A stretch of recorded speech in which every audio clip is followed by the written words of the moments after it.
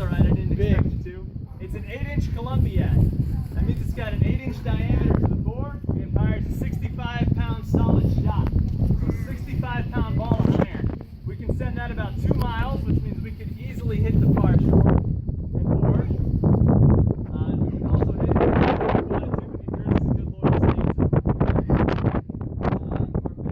There's a bigger version of this that's also here. It's called a 10-inch Columbiad. That one fires 128 pounds solid. And that one has a range of about 2 miles. So if you can see it on the river from here, you can probably hit it with one of our guns. Now, this gun takes a 5-man operation.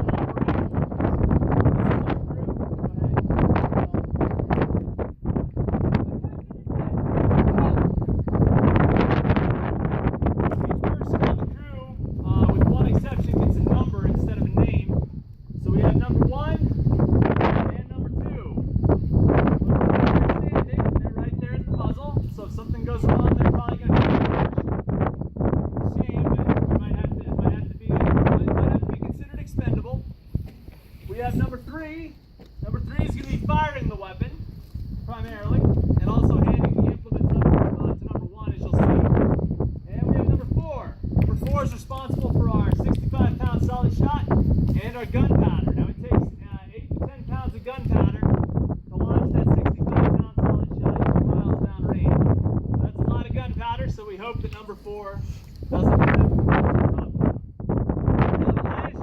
usually highest ranking member of the crew, and the one that's kind of the most experienced is the gunner. That's why the gunner has the corporal stripes there. The gunner is responsible for the safety of the crew and for giving any commands that we may have if we load by detail, which we're going to do in a moment. We're going to do two different things here. We're going to do a load by detail, which means that the crew's going to walk through it step by step. The gunner's going to give a command for everything they do, and that'll give you a chance to kind of see what goes into loading this piece. And then after that, we're going to do a load for action, which is as if we were firing on it in an actual battle situation. Now it's going to be much quicker. Take implements. At the take implements command, the gunner's going to pass out 3 bags. The tube pouch goes to number 3. That has everything number 3 needs to fire the piece, which we'll talk about later. The pass bag, which is currently empty, goes to number 4. Number 4 is going to use that to transport our 10 pounds of gunpowder up to number 2 so it can be loaded into the gun. And then the gunner takes the gunner's haversack, which has various tools that he needs to do his job. You've seen the gunner take one of those tools out now. It's called the gunner's level. The gunner's going to put that on the back of the gun, on the base ring, right at the level point, and mark it with a piece of chalk, and then hand it up to number 2, so number 2 can do the same thing at the front of the gun. What they're doing is they're creating the sight line for the piece. This gun does not have built-in sights. You'll also see that the gunner is putting on what's called a finger stall, a leather finger stall on their index finger of their left hand. The idea is there's a vent, a little hole in the top of that gun, right underneath that leather piece they're about to take off. And that's how we're going to actually fire it once we get to that point. We're going to have to impart our fire through that hole. But while we're loading, we want the hole to be covered because we don't want airflow through the piece. You get airflow through the piece, should you happen to have a fire in the back of the piece, what does air do to fire? Makes it bigger, right. We don't want any kind of fire, much less a big fire in the back of this gun until we're ready for it. Gun secure, load for action, load by detail, load. So the gunner is covered up the vent now with that index finger and is given the command to load by detail. Number 2 is going to take out the tompion, that's the plug for the front of the piece. And what they're going to do first is they're going to search the piece just to make sure there's nothing in the barrel. No bird's nests or anything like that. There shouldn't be, but you never know. So they're going to run that corkscrew piece that's called a worm all the way down the barrel, give it a couple cranks, and then pull it out, and it should be clear. They're going to switch that worm out now for what's called a sponge. It's a long stick with a piece of wool on the end. We've already dampened that wool a little bit. And what they're doing now, they're running that down the piece just to make sure that any embers that could be in it are extinguished. Now right now there shouldn't be any embers in this piece because it's been over a day since we fired it. But still, better safe than sorry. And that's a good arm workout for number 1 and 2 there with that sponge. It's usually a pretty tight fit. At this point, you've already seen number 4. Let's come back to our budge barrel and grabbed our 10 pounds of gunpowder and put that in the pass bag. Hands that to number 2, and number 2 puts that in the piece. And then number 1 and number 2 ram that to make sure that it is properly seated at the back of the gun. At the ram command, they're going to give it a nice ram to make sure it's nice and seated. If you try to fire the piece and the gunpowder's not underneath that vent, you're not going to get a firing. Now we've done the same thing with that 65-pound solid shot, and you can see how our crew is very strong. When you work with as many 65-pound solid shots as we have, it's no trouble to just hand that to each other like it would be for. At this point, you're going to see number 2 do something a little bit strange, a little bit of housekeeping. He's going to pick up a broom and sweep off in front of that carriage. The idea is that if we have any powder that has leaked from our powder bag, we want to get that off the front of the carriage. If it's not off the front of the carriage when we fire the gun, that's going to flash up and could cause some pretty severe burns for number 1 and number 2. Now the gunner is going to take what's called a priming wire. It's a long brass wire. Poke a couple holes through that vent, and what the gunner's doing is opening up that bag of gunpowder that we just put into the piece.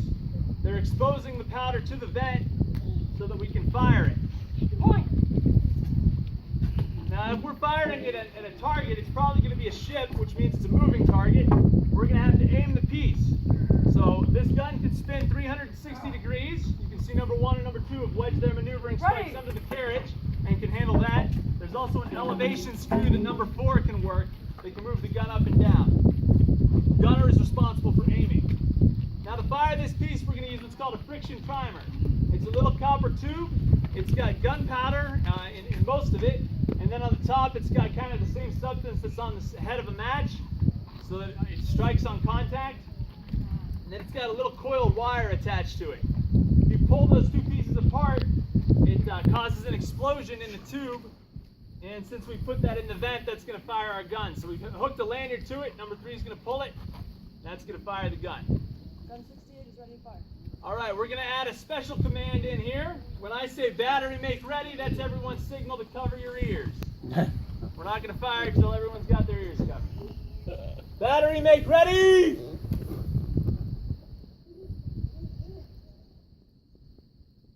Gun 68, fire! All right.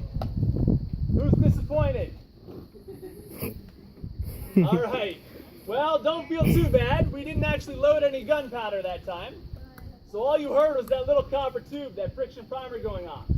What we're going to do now, we're going to do a load for action, which is as if we were in a battle situation, so that you're not going to hear the gunner give any commands at this point. And this time we are actually going to load a powder charge. So what you get after this will be a lot bigger. Load for action, load! It's going to be pretty much the same steps. Once again, we're going to sponge the barrel out before we start.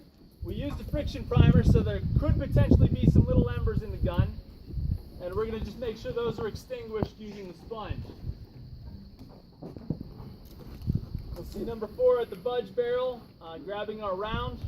He's going to put that in the pass bag. You're also going to see here momentarily that number 1 is going to, he's going to tap the head of the rammer against the front of the gun before number 4 and number 2 exchange powder. The idea is he's grounding that rammer so that we don't get a static charge. If you get a static charge, you ever shock yourself? There's usually a spark involved, and a spark can explode gunpowder. So we don't want that. You're also going to see that number 1 is ramming the piece himself at this point. That's just a safety precaution as well. You'll also notice that for number 1 and number 2, when they work those implements, they're only using one arm. And they're usually just letting the staff kind of sit in the palm of their hand. The idea is if that gun goes off prematurely, the worst that's going to happen is 1 and 2 are going to lose an arm. Now that's bad, but they're still employed because they can switch places and go shopping for gloves together. I went to buy 1 pair.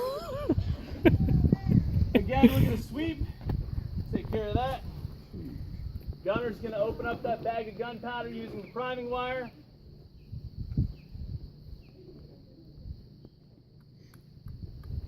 And then we're going to point the piece once again because we're still trying to hit a moving target. Point! One of the reasons the gunner has to be an experienced member of the crew is because the gunner has to know exactly how long it's going to take for our solid shot or our exploding shell to get to the target. That way, especially if you're using a shell, you we want to know how long to cut the fuse so that it explodes at the right time. So when the gunner's aiming the piece, the gunner knows exactly how long it's going to take for that shot to get 2 miles. Now once again, when you hear me say battery make ready, please cover your ears. If you've got small children, you might have to help them. This one will be with an actual powder charge. So this is going to be a lot louder than the one you heard before, or didn't hear before. If you were waving. Battery make ready.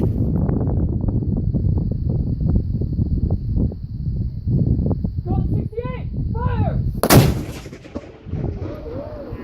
There you go. Nice.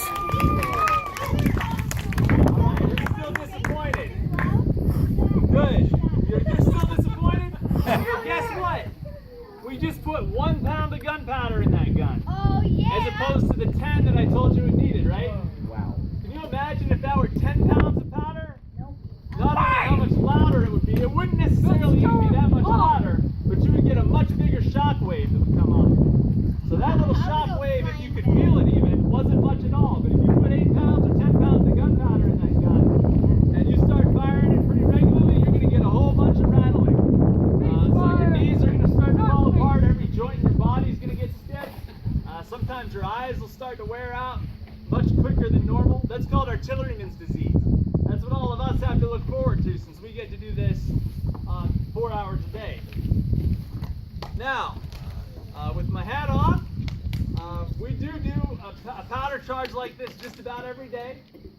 If we are able, our crew is specially trained to handle this weapon safely. We are glad to be able to put these on for you. As far as we know, this is the largest gun from the Civil War that still fires on a regular basis, and this is an original gun. We do accept donations if you would like to help out to cover the cost of powder. We have a barrel up here. Please don't feel pressured. Another way that you can help us is if you just go down to our visitor center and fill out a little blue comment card. We have them sitting on the table down there, and then just leave that on the table, just so you can give us any feedback you may have on this program, whether you liked it, whether you hated it. We're happy to hear anything. We get 50 cents for every one of those that we turn into Dovers. We'd like to do a whole lot of them. We're securing the piece at the moment, which means that we're just going to get the embers of, or what's left of the little tinfoil bag we wrap our charge in out. Once that's done, if you'd like to come up and get a closer look at the gun, you can certainly feel free. Ask myself or any of the crew any questions. The only thing that we ask is that you please don't stand in front of the gun. That's never a good idea.